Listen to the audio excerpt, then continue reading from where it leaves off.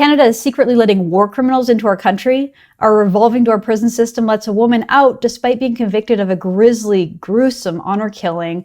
And the CBC warns against visiting the United States of Trump. Plus, it's Thursday, so we'll do fake news and slow claps. I'm Candice Malcolm, and this is the Candice Malcolm Show.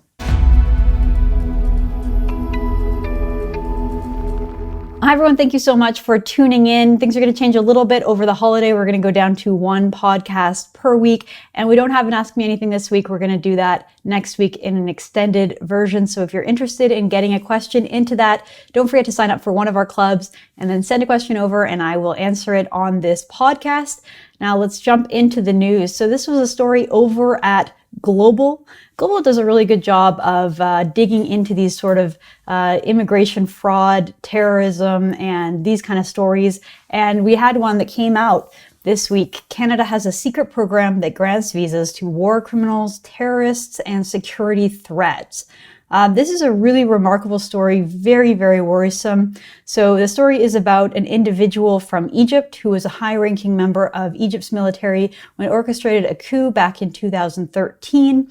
So because of his role in that, the Canadian government saw him as being inadmissible. But when him and his wife applied to visit family members that lived in the Toronto area, they were given visas, despite the fact that they were inadmissible based on Canada's rules around who can enter our country. They were given permission. And as we learned through this investigative piece over at Global, the reason is because somebody from the Department of National Defense, DND, wrote a letter to the Immigration Department saying that this individual and his wife should be given visas to avoid upsetting Canada's relationship with Egypt's military. This type of national interest letter apparently can be issued by any federal department or the head of a Canadian mission abroad, according to an unpublished government operational bulletin on this person's court case. And so the reason that we found out about this is because that individual who was part of the Egyptian military, when he was in Canada, him and his wife decided to make an asylum claim. So like so many people around the world, they came to Canada under false pretenses, pretending to be visitors. And then once they were here, they decided that they didn't want to leave. So they submitted an asylum claim. And it was at that point that the government had to admit that, hey, these people are actually completely inadmissible. They shouldn't be in the country in the first place. And they got rejected. Well, the individual sort of rightly said, well, wait a minute, how come I was able to visit Canada, but I'm not allowed to live in Canada? Why is there this distinction? And the Canadian government didn't really have a good explanation other than the fact that they just said that he was allowed to visit, but he was not allowed to stay. And so Global did a bit more digging. And according to an annual report submitted to Parliament by the Immigration Department, shows that there were 3,000 of these visas that were issued between 2010 and 2017.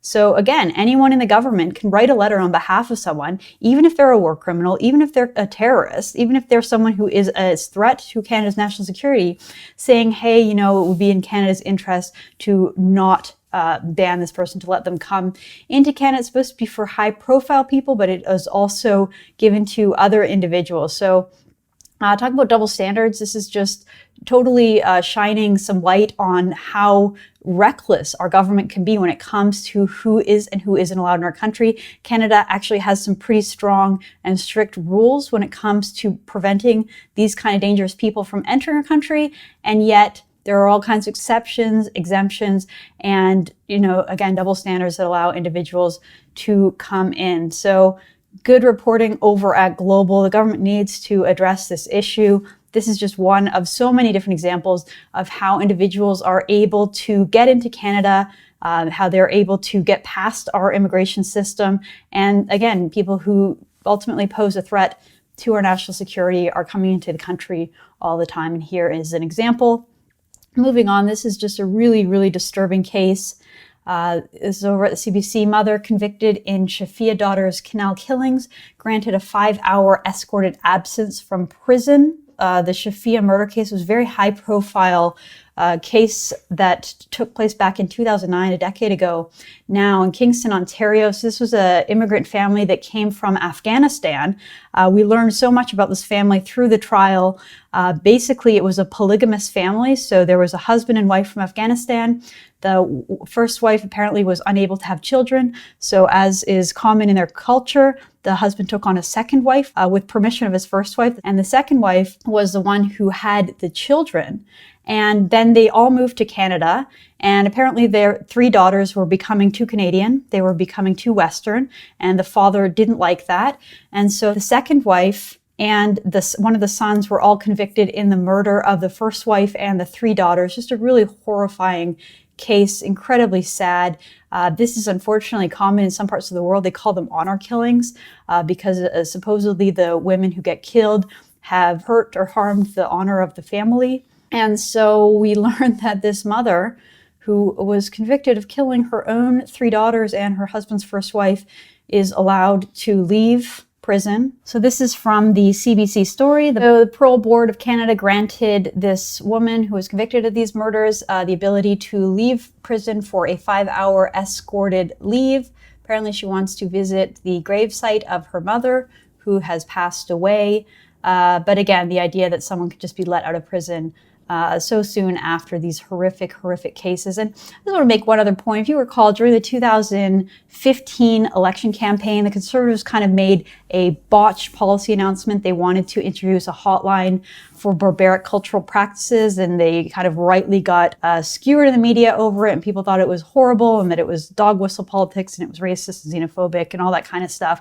I agree that the optics of the announcement were bad and the name of the hotline was bad, but the idea behind it was actually kind of noble, and I support this kind of thing. The idea is that if someone is in danger, or someone who feels that their life might be at risk, or that they're in an abusive situation, whether it be with their parents or a spouse, they need some kind of an outlet. They need someone that they can reach and discuss. So in the Shafia case, the daughters knew that their parents, their father was abusive and crazy, and they feared for their life. They went to the principal of their school. They went to police. They had multiple times reached out to the establishment for help, and nobody was able to help them because they were so kind of concerned and confused about the cultural barriers that these girls didn't actually have an outlet, and because of it, unfortunately, they were killed by their family. If there was some kind of an outlet where they could reach someone who understood their community, somebody who had been maybe in a similar situation and gotten out of it, perhaps it could be saved, and maybe other girls who are in the situation in Canada could have that outlet. So the idea that there could be some kind of an outreach center geared specifically towards people who come from different cultures, who are trapped in a bad situation in their family, is a good idea. Just because the Conservatives kind of made a mistake in announcing it and doing it in the middle of a campaign, which was ill-advised, that doesn't mean that the idea is bad. And this is the kind of thing that Canada has to deal with when we're letting in people from other civilizations, other societies, people who have other ways of life that are totally at odds with our free society in Canada. We have to be able to stand up against that, stand up against those horrific traditions and say there's no room for this in Canada, not just to protect our civilization and our society, but also to protect the rights and freedoms of those girls and those women who are in Canada and who are trapped in those kind of situations. Okay, this is going to be kind of a combined fake news story here. I know it's an opinion piece, but there is an opinion piece over in the CBC titled, "Canadians traveling to or through the United States should pay close attention to their withering rights." So here we have an opinion column from a PhD student over at Rutgers University, and she's going on and on and on about how the United States is a racist and bigoted country. She says, in the political climate of President Donald Trump's Muslim ban and Facebook groups comprising bigoted custom agents, Canadians traveling to or through the United States need to pay close attention to their withering rights. While far less violent than the horrors at the southern border of the United States, problems arising across the northern U.S. line are alarming. Incidents of racial profiling against travelers of color have risen significantly, and the number of people turned back by U.S. border guards has seen an increase.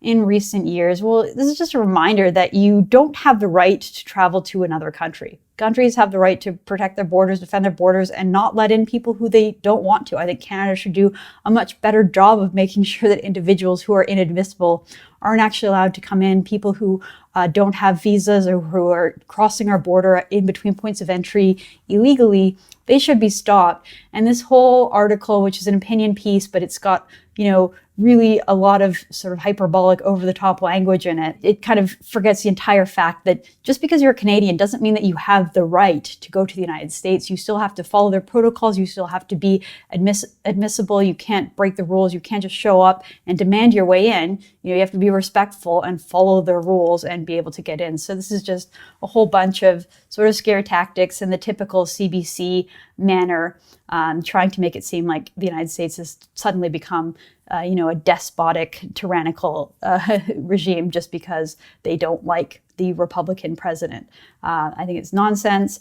And again, it's just over the top sort of fear mongering. All right, let's do a couple of slow claps right now. First of all, the first honor goes back to the CBC. This individual is a reporter over at CBC Vancouver. And she is also a CBC Reconcile This columnist, whatever that means. She writes, as a white Caucasian settler, how often do you make space for Indigenous and people of color in your organization to have a voice, to have a say in decisions, to play key roles so that space is not entirely white Caucasian settler focused and centered and not tokenism? Okay, so if you can unwrap all of that sort of loaded language and basic race baiting here, what this individual is basically saying is that if you're white, you need to step aside, step down, shut up, and allow other people to have your space and have a role and to basically be promoted. This is racism.